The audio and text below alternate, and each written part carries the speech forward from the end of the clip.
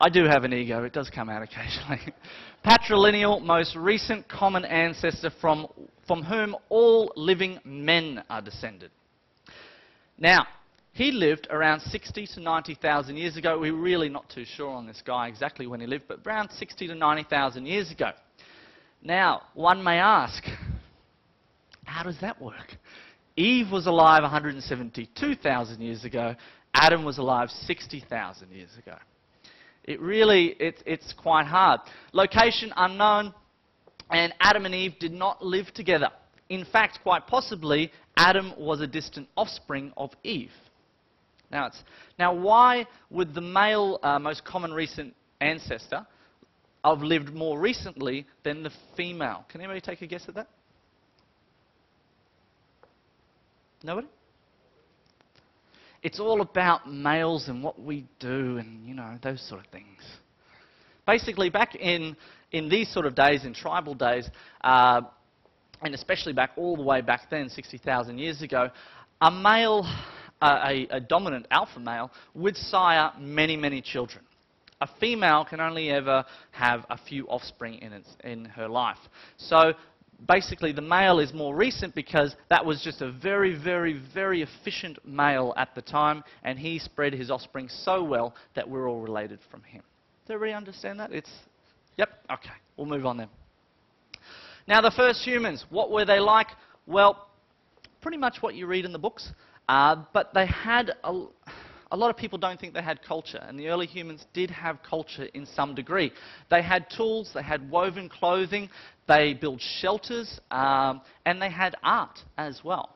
So from that, you can deduce. And another thing that most people don't give them credit for, they had music as well. So they had music, art, they had shelters, and they used tools, and they wove their clothing. So they were pretty advanced, if you think about it. They're not just heathens sitting in the jungle. But another thing that will come more and more over in this lecture is the Ice Age, start of Ice Ages, and this really determined how we spread around the world and the Ice Ages that occurred. Now, this is just the last 2,000 years and the temperature. We've got the medieval warm period and the little Ice Age in the 1600s, of course, through Europe. So that's the last 2,000 years. Not too much change. But if we go back, way, way back, into the hundreds of thousands of years, 200,000 years, that's where Homo sapiens came on the planet, and these are the Ice Ages right here, G, G, and G. Glacial maximums, as we call them. And so there's been about 3 major Ice Ages since we came onto the planet as Homo sapiens. Now, the first migration was from East Africa all around Africa, and to all the far corners of Africa, I should say, and that happened between 160 to 130,000 years ago. And this is just a nice little diagram that shows all the different spreading around the world of humanity, colour-coded by time, but I'll go through them each individually because it's a little bit hard to see. The coastal migration was the first migration out of Africa, and that occurred between 90 to 70,000 years ago. Once again, all these figures are very much gross approximations, and all the literature you read, the numbers do vary quite wildly. So I just try and give the top and the bottom figures. So they migrated out of Africa, and they followed the coast.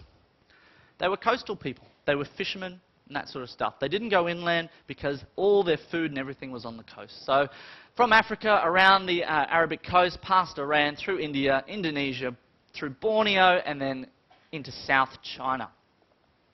And here's an even better map. This was actually a bit of a land bridge here, so they didn't have to cross that. They just walked across that and then followed the coast all the way around. This was all this were all connected, actually, so they could walk all the way up into there. Then, about 74,000 years ago, you had Mount Toba. Now, Mount Toba erupted, and this really put a dampener on the human species quite quickly. It was a super eruption, and what happened is it caused a 6-year nuclear winter.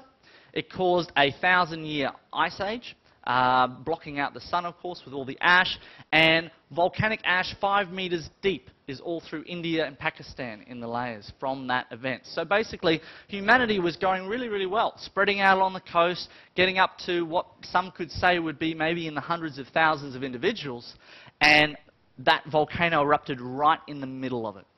And that caused the population of human population to drop to 10,000. It nearly wiped humanity off the map right then and there. So basically, there was a few people who got to South China that survived, and the people still in Africa survived, but everything in between that had been spread out over the last 20,000 years of spreading out along the coast, unfortunately, they were all killed. Then we get into the first ocean migration.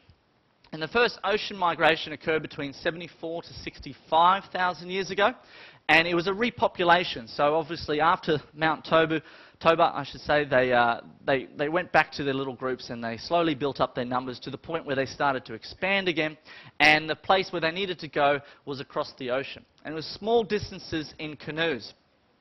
There was an ice age at the time, so when you look at the distances on a current day map, they're a lot further than they actually were back then. We're talking between 70 to 150 metres. Actually, the latest research suggests more to the higher level, about 140 metres difference in sea level. It was lower than today. So they spread through Indonesia, Papua New Guinea and Australia because it was almost all connected. There was only a little tiny gap between Indonesia and Australia. And this is called the Wallace Line. Has anybody ever heard of the Wallace Line? A couple of you? Google it. It's amazing. It's really interesting. Basically, you've got this line here of a deep channel. And it's always been a deep channel. Forever and ever and ever. It's always been a deep channel. And basically on this side, this is Australia here, Papua New Guinea, and there's Borneo. You've got, on this side, you've got all the Indonesian species, you've got primates, you've got monkeys, you've got stuff like that. And then on this side, you have all the Australian Papua New Guinea species of birds and mammals and no primates whatsoever. So the human migration across the Wallace Line, we were the first primates to cross it by canoe.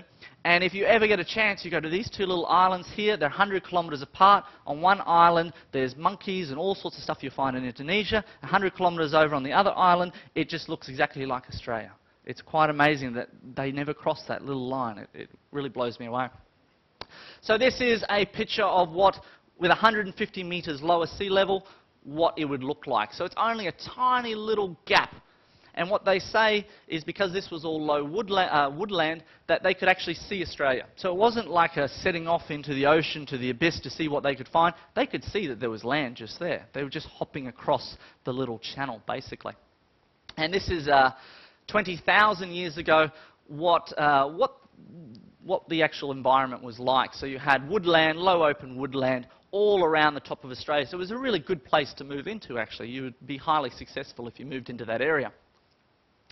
Now, the Papua New Guinea Highlanders, there's been a lot of genetic research done on them recently, obviously because genetic research is becoming cheaper and cheaper.